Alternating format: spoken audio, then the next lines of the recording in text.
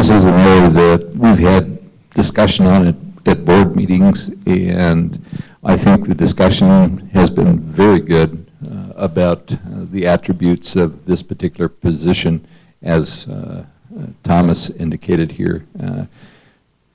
I'm supportive of an activities director. I like to leave off the athletic, but I don't have a big hang-up on that as long as we understand that, that we're looking at physical education, which is really under the academic realm, and you've got athletics, and we've got organizations and clubs. There's a lot of, I use the term activities going on here, whether we're talking about choir, music, we're talking about equine, Rotaract. There are so many different student groups and organizations on campus beyond athletics that we need to have coordinated. And I think, in my mind at least, and I agree with Dr. Schaefer on this, we need the coordination of that. What you call the position ultimately, yeah, I get a little picky about that, but that's just me. I think it's important rather to look at the issue of how do we take these areas and coordinate them so students get the greatest benefit. How do we best use our resources, our funding? And again, Chairman Thomas talked about the funds for this. I think it's important to take a look at what the funding will be, how it will affect the funding in the future. Because one of the meetings I talked about, well, I was concerned about the expansion of athletics. And I'm not saying I'm against that, but rather we need to look at that in the context of do we have the facilities, the tools, the equipment, what kind of resources would be required of that. So let me say that I support the activities director, call it athletic and activities, that's fine with me, as long as you get the coordination and benefit the students. Thank you. Moving right along, we are back to Mr. Du Bois. What are your concerns about concurrent enrollment? Well, I already sort of indicated that one of the major concerns about it is that you have instructors that have the credentials to be teaching the courses. I think that it's an excellent thing. I think it's wonderful for students to have that. It certainly helps them get started, and it helps lead more to completion of their college work. So I'm all for it, but and I know our trustee, Dr. Kildee, is working very hard to make sure that all people teaching concurrent enrollment have the proper credentials. Thank you. Mr. Erickson. Well, the credential issue is certainly an important one. Currently, I don't know exactly what those credentials are, but I did hear at a trustee meeting, it was actually, I think, our orientation meeting, and I think Stan Torvik pointed out that currently the college is entering into or processing an accreditation of the concurrent program. And I would assume that the qualifications are going to be very well spelled out, and we're going to have to meet those. I also think it's good for the students, the junior and senior high students who have the interest and have the desire to move forward with getting some college education before they get their high school diploma. I think is a direction in the right, it's a move in the right direction. Thank you. Ms. Heil. Well, I think one concern of mine was brought up with the ability for these instructors to have the knowledge to be able to teach these classes in the first place. But then I guess another worry is if we're teaching high school classes or if we're teaching college classes. I mean, I think that's something that was brought up when the proposal to actually take on this accreditation was proposed to the board, and so sort of listening to some of the other concerns, that was one of them pointed out, but I think that ultimately any concerns that we have should be remedied by going through this accreditation process, you know, that it will specifically address these issues. Thank you. Mr. Thomas? Okay. I'm going to take a little more positive spin. I hate the word concerns all the time. I'm going to look at what opportunities we have with concurrent enrollment. First thing I do want to say is that we need to have concurrent enrollment. One, and not one of the major reasons, is it's a great recruiting tool for Laramie County Community College and for higher education in general. I think kids that are in college need to get used to the thought of going to school and getting a degree and so on. So I think it's an absolutely necessary thing that we do, and that we need to do it right. And as Missy did say, and some other folks did say, I think that's been the biggest thing that we need to take a look at is, are we doing it right? And I think that this accreditation is the tool to make sure that we do it right. Understand that we are the ones responsible for giving these college credits. And so that does mean that faculty have to be qualified. It does mean that syllabi or syllabus and the course content has to be up to the level of college, of our college. And so I'm absolutely a proponent that that happens, and so on. And I guess the last thing I will say about concurrent enrollment, and this whole idea of completion has really struck me here in the last couple of months, because it's really hit us right smack dab in the face. We've had a couple of conferences on it where access to education used to be the main thing. It is completion of education, and how you do that. And some of the strategies is get kids involved as young as you can, get them to work as hard as they can, get them to get focused on it, and I think concurrent enrollment facilitates that. Thank you. Mr. Mosier? Well, concurrent enrollment has been around for a while. I think it's the tool that legislators were looking for, educators have been looking for, in terms of trying to provide more of a seamless transition from the K through 12 to colleges and universities. Good idea, and I think the idea is being made better by the fact that those out there doing this, the faculty at both levels, have focused on and are concerned with making sure that what is taking place is a quality result, that the quality is being offered.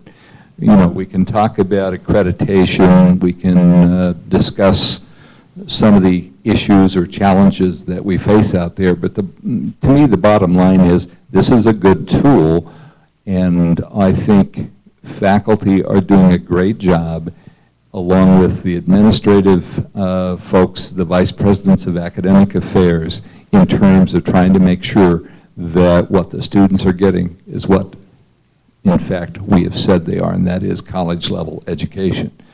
How you go about proving that, I think, is a challenge that the faculty are working on, and I think that's the approach that we need to follow. They're the ones doing it, they're the ones that understand that, and then the administrative side in assisting them in following through with making sure those accreditations take place. So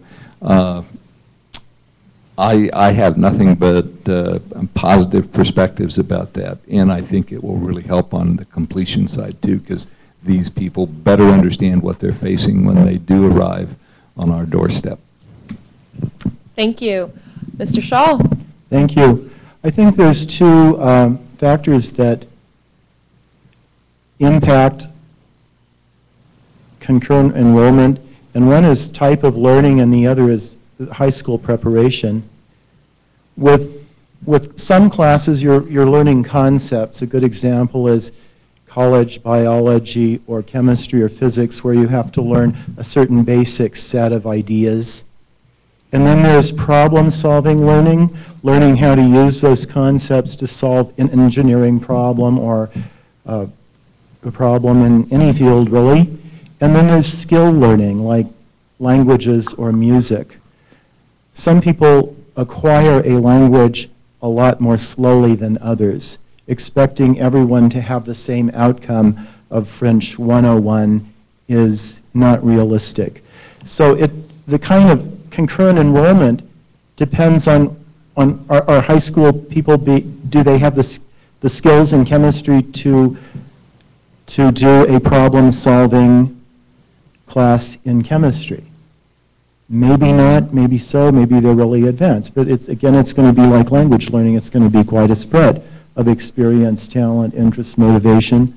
And then on the other hand, a factor impacting successful outcome of concurrent enrollment is high school culture. And there you want to be popular, you want to be me, you want to have social media experiences.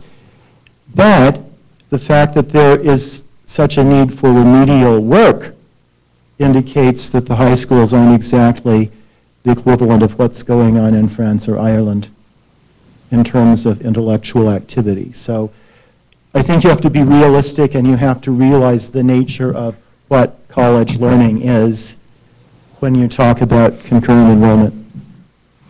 All right, thank you. Next question is to Mr. Erickson first. Do you see yourself as a team player or a maverick? That depends on how people look at me, I guess, right? I hope I'm a team player. I believe that I'm a team player that works hard at getting things done. I have no problem with expressing myself if I believe that there is a different way to achieve a given end. So I wouldn't consider that being a maverick. I think that would just be moving forward with trying to express other ways to come to a decision. I believe in the more of a consensus decision-making process where people come together, and it's not necessary everybody has to come down by a vote, but we come and share our given views. So I would say that I'm a team player. My history has been that way, and I would continue to be a team player here at the college, not only with my fellow board members if I am elected, but also with the faculty and the staff and the students. I just enjoy when I'm going through here and visiting with some of the faculty and the staff and the students and just talking with them about a variety of things. And so a team player is one that's going to keep their eyes and ears open, be responsive to a variety of inputs from wherever they may come. Thank you. Ms. Heil. Well, that's sort of an interesting question. Maybe I'm a little of both. I'd like to think I'm a team player, but maybe I've been accused of being a maverick at some point. I think ultimately, I am a team player. I mean, I volunteer regularly in the community. I've done a lot of service work, been an AmeriCorps member, volunteered for Habitat for Humanity. You know, I come from a background of really wanting to work together in the community, whether it's working with people on a project for school or working within the community, volunteering for organizations to, you know, try to do a fundraiser. You know, I think that ultimately what we're looking at here is problem solving. And I think the best way to go about solving a problem is to get as many options on the table as possible to get different perspectives. And I think that I could definitely add to that. All right, thank you. Mr. Thomas. Mr. Thomas, I am both. I'm a team player and a maverick. I think one thing that I maybe didn't understand when I first came onto the board, that if you're not a team player in this environment, you're not going to get anything done. Because there is consensus, and I think that even over the past few years, we have understood the importance that the board, even though there may be some controversy on some decision making, that we, once a decision is made, that we stick together. So ultimately, I think, and I feel very comfortable with the current board, and we've gotten a lot done in the last couple of years, that everybody is a team player. Now, the Maverick side is, I think, as Misty alluded to, is not having, or not being afraid of trying new things, taking a look at things in a different manner. And even if you do believe very strongly, and if you do believe very strongly with it, doing something different, that you express that. And it is your responsibility to figure out how you can sell everybody else on your idea. And so in our environment, I've used both tactics to get things moving forward. And I know when to pull back when you have to pull back, because you're not going to get consensus, and you do need it in this environment. All right, thank you. Mr. Mosier. I guess I would start off and not want to sound preachy, but, when you look at a team, what do you really mean by a team? And I think a team is simply a people who come together for common goals that they want to achieve. And those team members all bring different elements that benefit the achievement of those goals. So, yeah, I think I'm a team player. I think I bring different perspectives than other folks on the board. I think those are valuable perspectives. I might be seen as a maverick sometimes. I think that's a wrong perspective, because I'm simply speaking to those issues, those perspectives that I have, and would hope to convince others that those are viable ways of pursuing the goal. But in the end, we on the board have a common goal, and that is to benefit the students and the community here at LCCC. And I think I'm a player in that respect, that I'm part of the team in that respect. Thank you. Mr. Shaw? Thank you. Pasparno Hopito Kaita. I am a speaker of Hopi, and I've been involved with Hopi culture for a while. And the reason I bring that up is the fact that Hopis define teamwork as cooperation without surrender. So you have a perspective. From being a tribal librarian, I know that you have to constantly come up with plan B, plan C, get ready to try to do plan D, maybe E, maybe F. So being eclectic, being able to generate alternatives is just part of problem solving, and so I don't think that's being a maverick at all. I think it's just being effective. Thank you. All right, thank you. And Mr. Du Bois?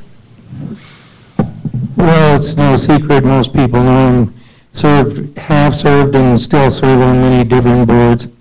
Also, I sing in the chorus and the church choir, and if you're not a team player, it just doesn't work. But that doesn't mean that I don't come up with ideas and have some ideas as to how things would work, but one of the things that you have to try is innovative things to try and figure out if this will work or that will work. And there's nothing worse than saying, well, we tried it once and it didn't work, so we're not going to try it again. I try to be a rational voice of reason, but I also feel like I need to be cooperative in every way I can, but also let my ideas be known. All right, thank you. This leads us to Ms. Heil. In recent years, LCCC has constructed several buildings on campus without addressing new parking. How would you improve the parking situation at LCCC?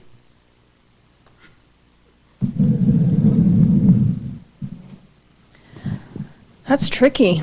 That's real tricky. Well, I think something that I really love about Wyoming is how much land we have. But something that I don't really like about Wyoming is how we think that we have to just spread across it so much.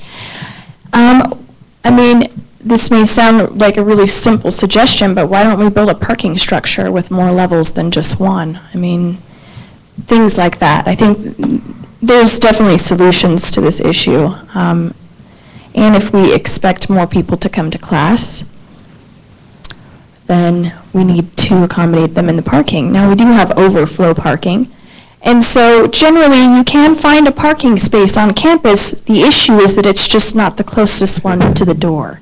So I think there's many facets to this problem, and you know, as anyone knows who knows my vehicle, when I come to campus, I generally park the furthest away that I can, just because, you know, I enjoy the extra steps. So I think it's not that we don't have enough parking. I think that the parking is just not necessarily convenient for students, and so maybe we need to just take a different approach to it.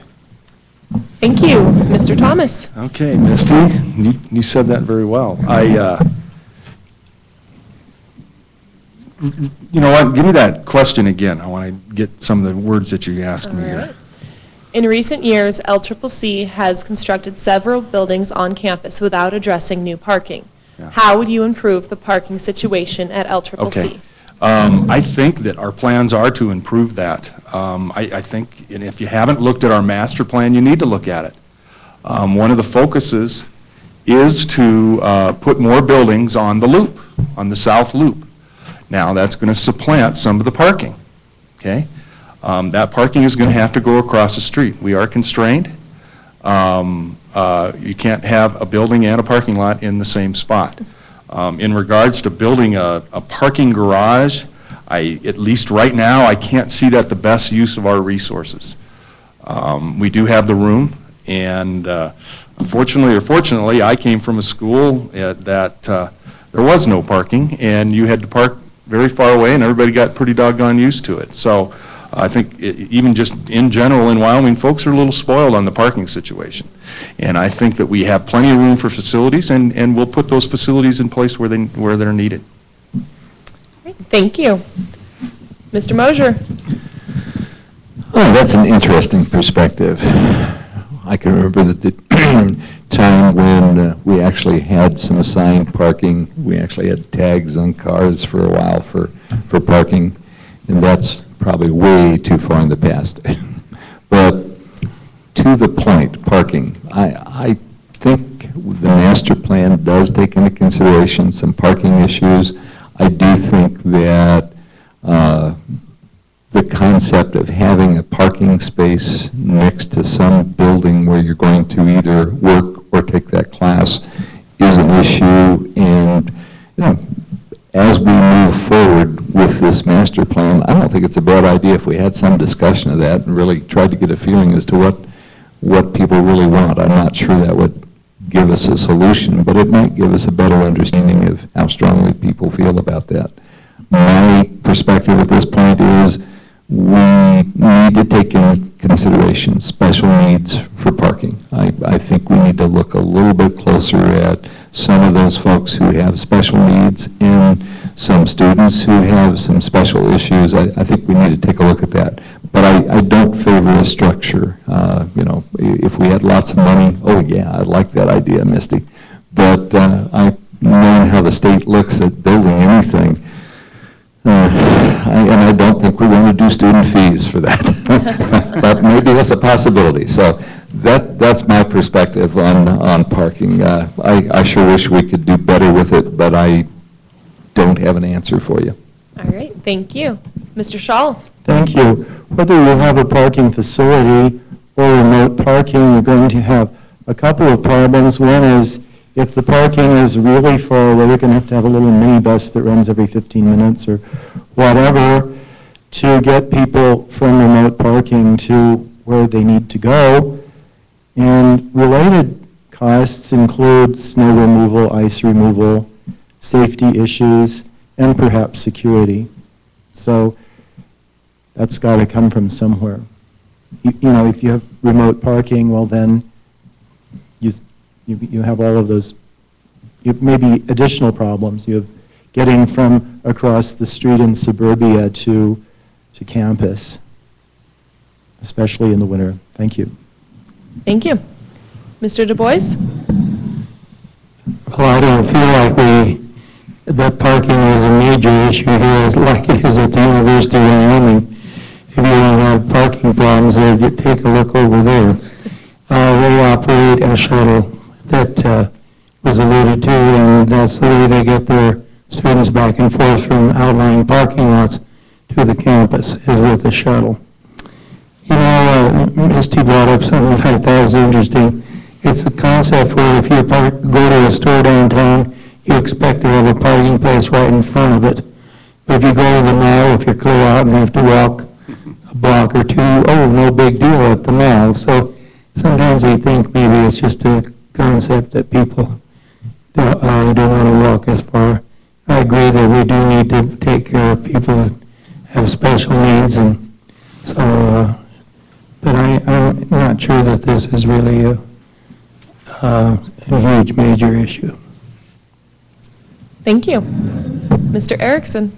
I would ditto most of the conversation that has been said about parking, except I would not see a parking garage as a large priority for the future. There are other building expansions and that building forward plan that would come before that.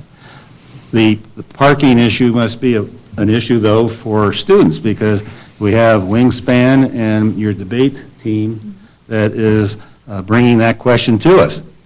So what does that mean? And I think Trustee Mosier pointed out that we need to find out more about that. I would suspect that partly it's due to the fact that they like to park, the students would like to park closer to where they need to go. And when they are away from where they need to go, they don't like walking around in the wind. It's pretty tough walking around in the wind here in Cheyenne. So if there's ways in which we can help the students to stay out of the wind, I know maybe the students don't do this, but it would be logical if you're going to park way over on the east side, and that's the only place you can park, get into the buildings, walk through the buildings, and stay out of the wind. There's only a couple places that you can't really go from one building to another building. I know you get to the technological part of over by the auto body and over by the wind energy technology, that's not really connected as well as the rest of the college. So it must be an issue, and I think we need to look into it. All right, thank you. Mr. Thomas, I believe we're on you. Okay. What is one unique characteristic that you would bring to the board, and how will that help the work of the board? One unique characteristic. Mm-hmm. I'll just throw one out that I've been using pretty doggone recently. I'm a commercial real estate person, work quite a bit in the development side, and it's helped very much on the revamping of our master plan and understanding one, that we probably couldn't solve that problem by ourselves and that we had to get some experts to come in and help, and also know that what we're in for in attempting to develop some of the buildings that we want to put together here in the next few years. Thank you. Mr. Mosier? I think the past experience here at the college is a key in terms of having some appreciation for faculty, staff, students, and administration, really kind of having a perspective as to how things have worked, not necessarily the historical aspects in total, but understanding the process and some of the concerns different groups have, and trying to share that with the board in making sure that we understand the needs they have. Thank you. Mr. Shaw? I would say that my academic background probably separates me from the other candidates. I have a PhD. I also have taught at an urban commuter campus for 5 years and in prison programs, Pima Community College, in the 2 prisons that are near Tucson, Arizona. And I combine that with pedagogy, how you deliver it, with also a background in public administration. I was a tribal librarian for 8 years. Everything other than salaries and benefits was money that I raised myself, so I ran multiple budgets, did a lot of liaison work, also learned to speak that language as well, and I addressed the tribal council in it. But, so I have a perspective on college teaching, but also on public administration. I would add that I have a very strong research background in anthropology, and that one of the things that apparently is considered desirable now is to have some actual research going on at LCCC and community colleges in general. And so I have a perspective on that sort of thing. Also grant getting and administration. Thank you. Thank you. Mr. Du Bois. Well, I taught in the secondary schools for 37 years, as most of you know. And I guess the main thing is that you couldn't do a good job teaching for 37 years if you didn't love young people. You have to see them from all different lights. In the history social studies program, you have kids in every class that are very, very bright and some that need a lot of help. And I tried to enjoy all of them and do the best I could with all of them. And so I think I bring this perspective to the board here with the caring concerns of the faculty and of the students. One student one day called me an SOB, but he quickly added, "Sweet old Bill." And that's what I like to think of myself, is that I'm sweet. Thank you. Mr. Erickson. I've known Bill for a long time. You're sweet old Bill. You're truly that. That's great. I have some I am smart letters too. I won't get into all of those. My background is being a former mayor and activity in this community for the past 45 years. I understand the community. I think I'm going to be helpful in the outreach to the citizens as we move forward with the building forward plan. This is an ambitious but I think achievable plan, and it's going to take a good deal of interaction with a number of target groups in the community. I believe I have some good experience in that type of work, and I'm looking forward to helping the board do that. In addition to that, I'm also very much concerned with higher education. I believe in lifelong learning. It's an adventure, and just being here in this facility and interacting just stimulates me. I get so refreshed just to talk with all the various students and faculty people. Even if they got problems, that's fine. It's just I just get enthused. And so I hope I can carry this enthusiasm through some of the problem-solving decision-making that we have to do in the next 4 years.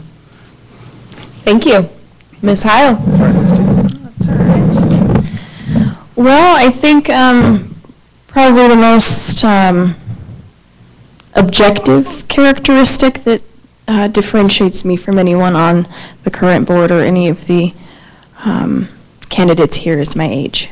I am the exact population of LCCC. Being a recent graduate, I went to school here for several years. I definitely did not take the shortest path to my diploma, but I do think that really lends me to an interesting place. I have experience with most of the issues that the board tries to address. I mean, ultimately, the mission of the college is for students. It's to provide a higher education institution. And, I think that is definitely something unique that I bring that I think could really offer some great insight, especially at this turning point in where we are trying to move with the college and the shared governance and the master plan and sort of how all of these things end up coming back to how does it affect the students. So who better to ask? Thank you. Mr. Mosier, briefly describe your decision-making process as a board member.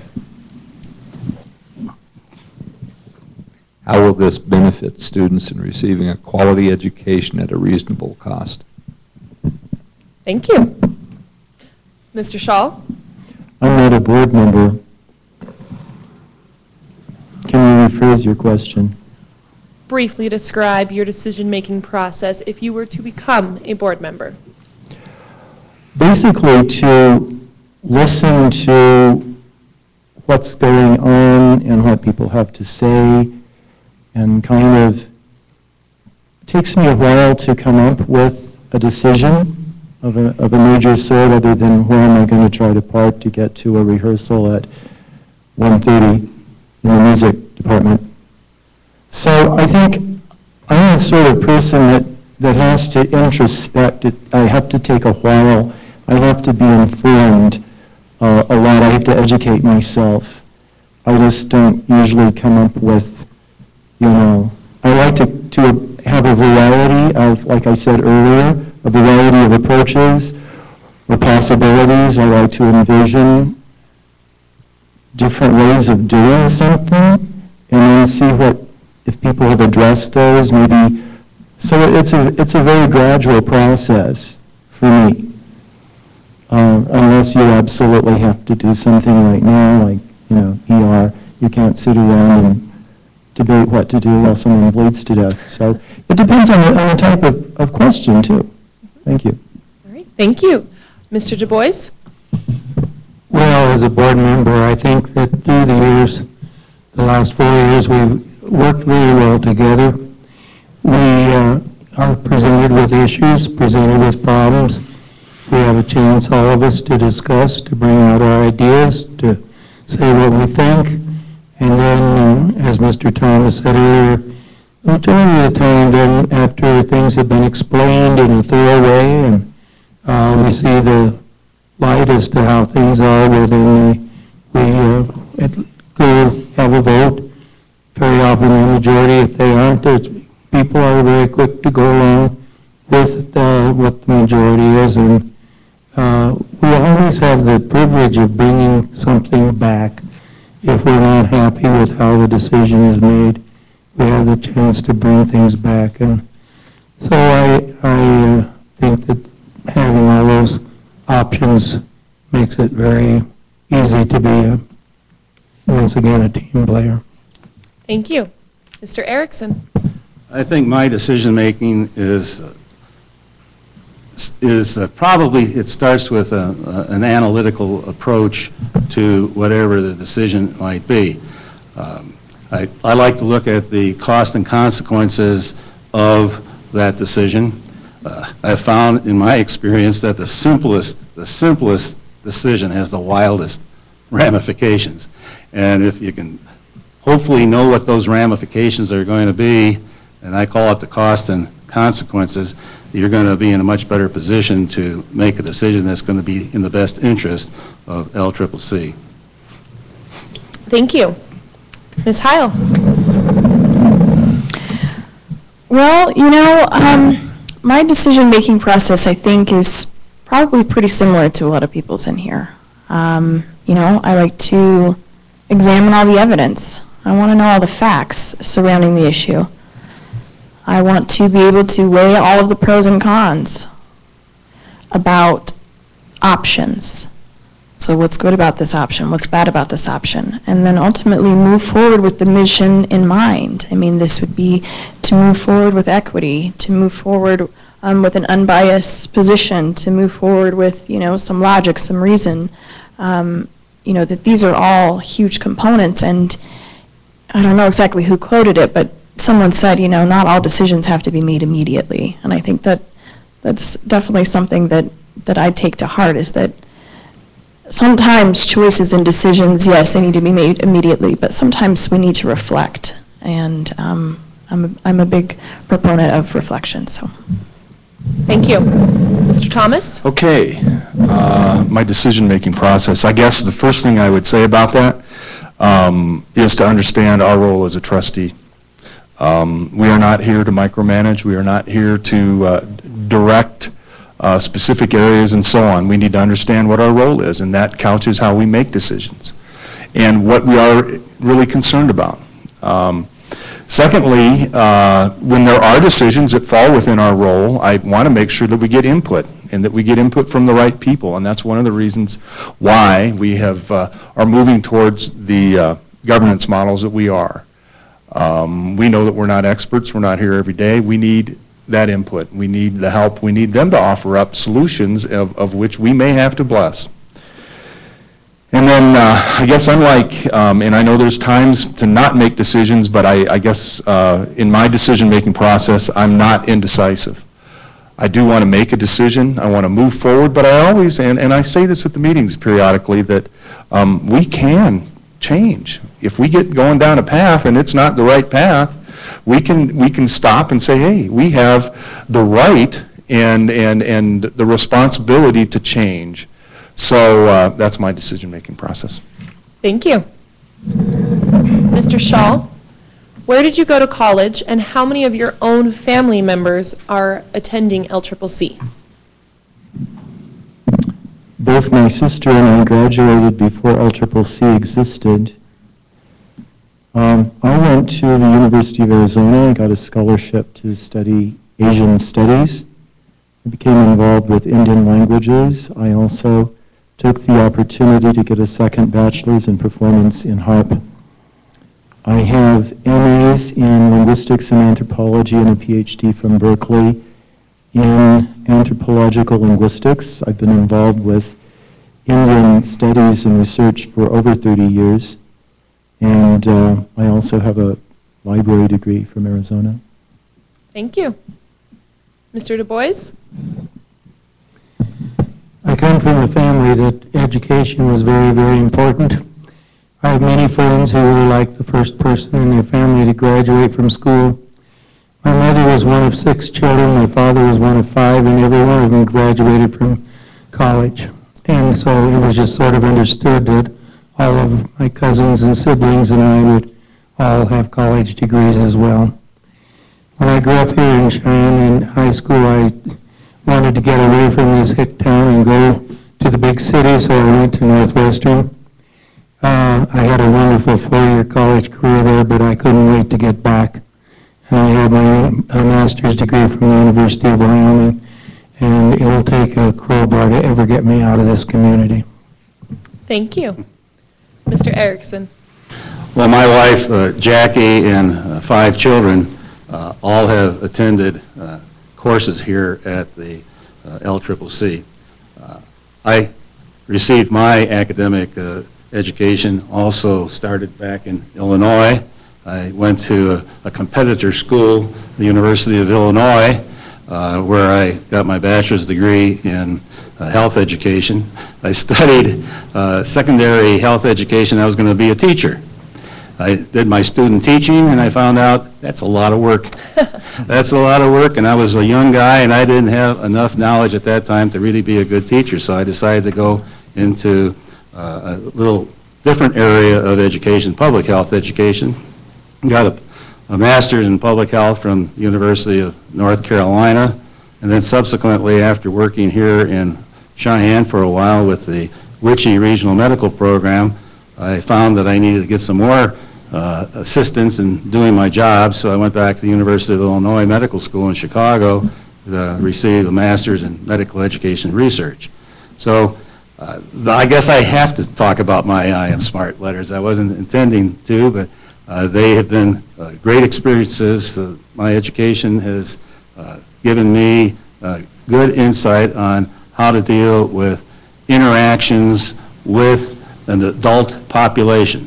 I can tell you I'm not real good at the secondary and the elementary level, but my wife is, and she takes care of that part of our partnership.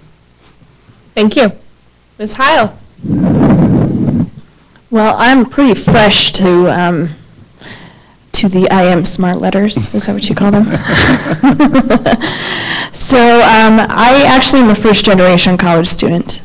So this is all very new for me. I don't have parents or family members that I can really ask for advice in this arena. So I'm pretty proud of that. And so I don't have anyone in my family who has attended LCCC, but I do have 2 kids.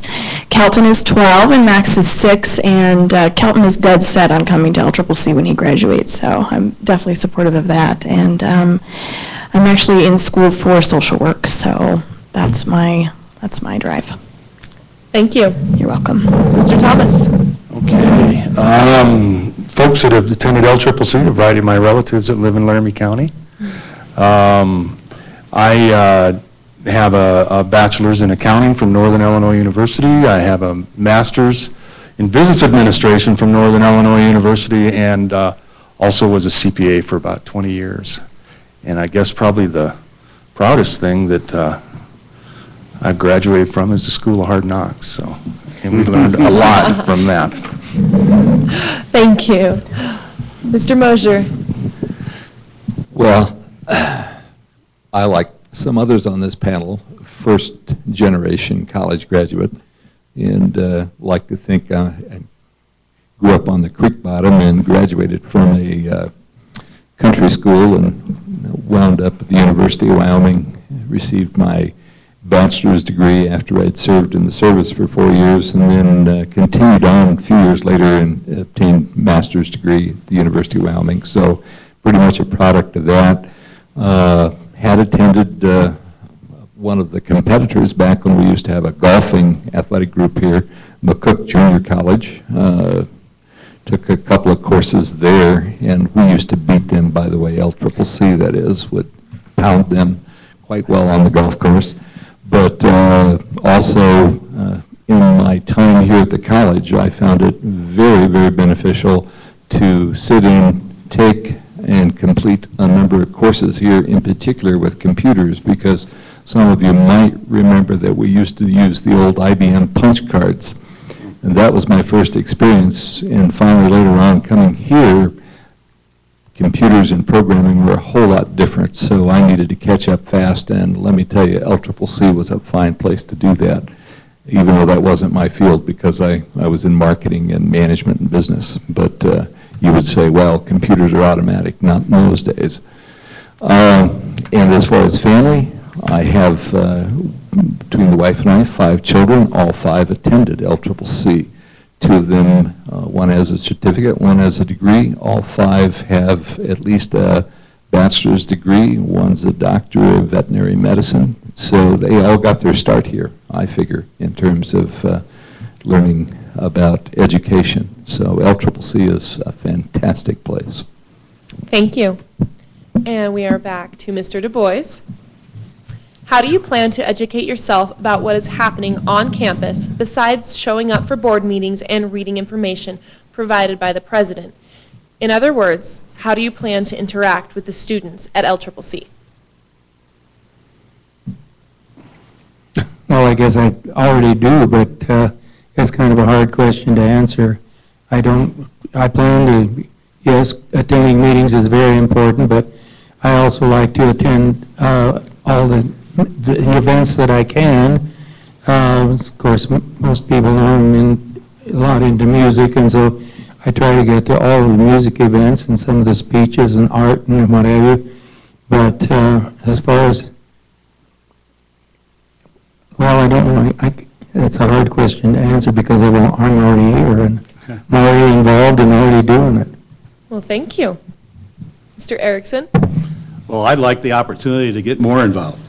And I will certainly do the types of things that you would expect me to do. I will attend various functions. I'm sure I would be given an assignment or two from the board on various interactions with the student governing bodies and with the faculty, attending activities. I like music too. I think the theater, and you have a play going on right now that I hope to get to see. I'm somewhat of a jock, so I hope to go to a number of the athletic functions. Pardon? You will need to start November 1st. Okay. Well, I see that's going to happen. Good. I'll be there. All right. So that's what I would be doing. All right, thank you. Ms. Heil? Well, I think something important that I've learned from being a student and from working with students is that you got to go to them. You do. You gotta be out there. You gotta be going to their meetings, you know, and communicating with them, getting information out of them. Because unfortunately, for whatever reason, culturally or generationally or whatever, it's hard to get that information out of students. It's hard to get the feedbacks. I mean, going out there and trying to get people to fill out surveys, you have to bribe them with free pizza. So, I mean, I think that you have to figure out creative ways to get this information from students, to get this feedback, to talk about what's going well, to be really specific, you know, go out maybe with a specific question and ask as many students as you possibly can, you know, create incentives for students to fill out surveys and give feedback to the board or give feedback to, you know, whoever. But I think just doing that, just going to things, walking around, talking to people, I think that's the best way to go about it. Thank you. Mr. Thomas? Hey, rephrase or do your question again. How do you plan to educate yourself about what is happening on campus besides showing up for board meeting and reading information provided by the president? In other words, how do you plan to interact with the students of LCCC? Okay. So the second part is really the question, how do you plan to interact? Yes. Okay, gotcha. Probably really no different than I have over the last 8 years. And again, I'm going to come back to the role, and people do need to understand that our job is not to meddle in the details. And we have been criticized pretty hard in the past on that. And so, one, I'm very sensitive to that. I have interacted. I've been invited to a variety of, mainly from the business, folks in the business school to give some presentations on things that are going on. As I said, I was a CPA and so on, so I have done presentations in several of the classes. We're here, we talk to the folks that are around, and I don't think it's our main job to be wandering around the halls talking to students. So, but when we are here, we try to get a good handle on what's going on here. Thank you. Mr. Mosier?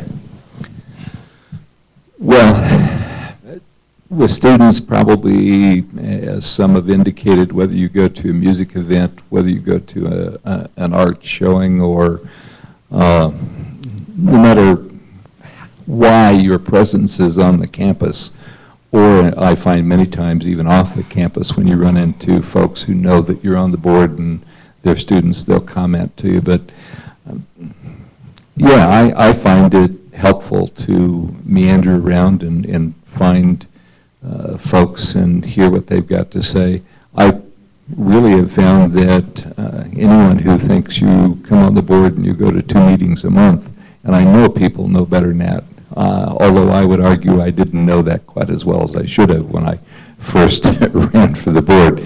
There are so many other activities which bring you into the involvement with people who work here at the college. I know Chairman Thomas was kind and didn't mention it, but we had meetings set up with faculty, staff, and students here not too long ago, and I think that was an excellent way to hear comments from all parties, and I would hope we continue to do that. But going to graduations is probably one of the most awesome places to be with students, and I'm talking about everything from the dental to the nurses pinning.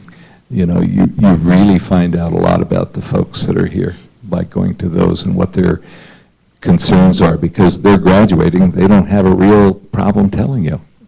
And so it's kind of neat.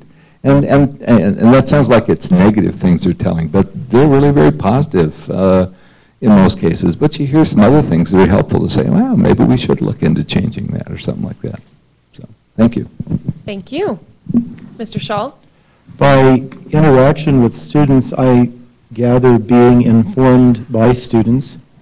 I would suppose that going to Student Senate or going to regular meetings with the Wingspan Media News Group might be a really good way to get a regular informed basis. And I'd like to respectfully point out that it's probably 6:30 and that some of us may have obligations at 7. Thank you. Unfortunately, we do not have time to answer the questions that the audience has asked the candidates. I would just like to thank the trustees for all of their time and everybody who has made this come together. As a reminder, you can all watch this again on the Wingspan online forum, where it will be available on the news page, and I just urge you to vote on November 6th. Thank you. Thank you.